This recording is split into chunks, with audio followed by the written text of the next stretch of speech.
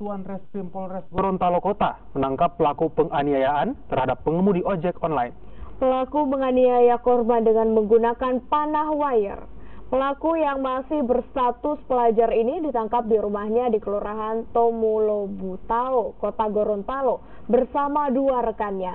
Pelaku diduga telah melakukan tindak penganiayaan terhadap pengemudi ojek online pada hari Minggu lalu.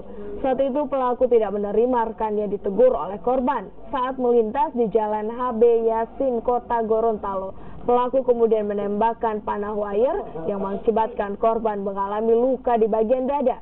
Kini pelaku bersama dua rekannya ditahan di Polres Gorontalo. Eksekutor utama satu orang, tapi masih ada satu orang lagi kita kejar. Jadi dan ada peran dia yang ikut serta juga di sini. Dia total berapa semua?